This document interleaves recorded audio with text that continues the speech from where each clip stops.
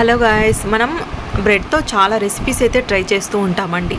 దాంట్లో వచ్చేసి సింపుల్గా చాలా ఈజీగా తయారు చేసుకునే బ్రెడ్ స్వీట్ టోస్ట్ అండి.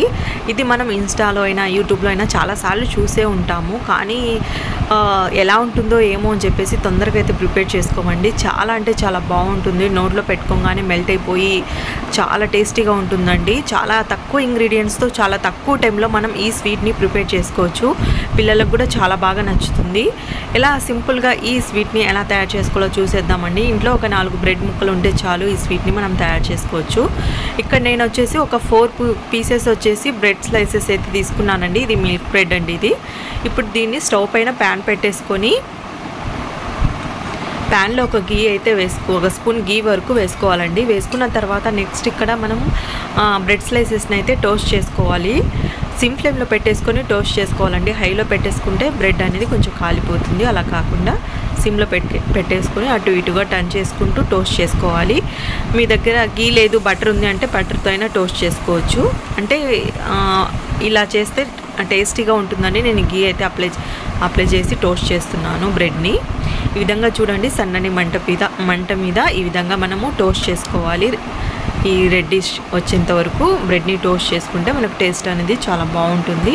ఈ విధంగా స్లైసెస్ అనేవి టోస్ట్ అయిన తర్వాత వేరొక ప్లేట్లోకి అయితే తీసుకోవాలండి. అలాగే రిమైనింగ్ 2 పీసెస్ని కూడా ఈ విధంగానే కొంచెం గీ అప్లై చేసుకొని బ్రెడ్ స్లైసెస్ను వేసుకొని అటు ఇటుగా టర్న్ చేసుకుంటే సరిపోతుంది.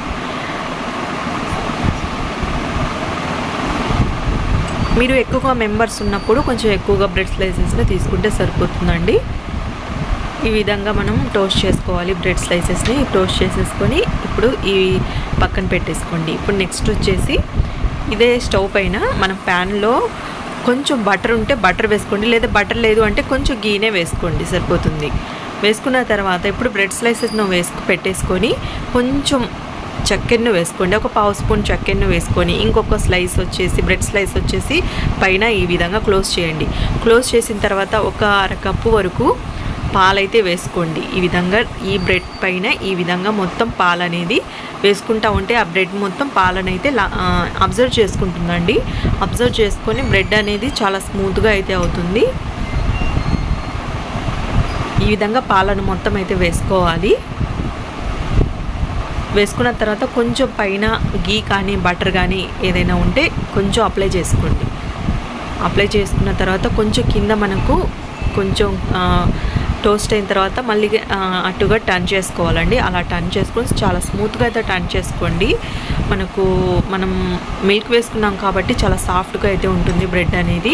ఈ విధంగా స్లోగా తీసుకొని ప్లేట్లోకి వేసుకోండి, సరిపోతుంది. అలాగే నెక్స్ట్ ఇంకొకటి కూడా అలాగే చేసేసుకోండి అంతే. ఇప్పుడు రెండింటిని మనం మిల్క్తో టోస్ట్ చేసి పెట్టుకున్నాం కదా. ఇప్పుడు దీనిపైన హనీ వేసుకోండి. హనీ అనేది మీ టేస్ట్ని బట్టి హనీ అనేది వేసుకోండి. ఈ విధంగా హనీ వేసుకొని ఈ విధంగా వేడిగా ఉన్నప్పుడే సర్వ్ చేసుకోండి. చాలా అంటే చాలా టేస్టీగా ఉంటుందండి. నోట్లో అలా పెట్టంగానే మెల్ట్ అయిపోతుంది.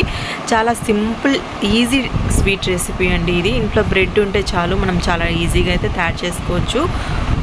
చాలా టేస్టీగా అయితే ఉంటుంది.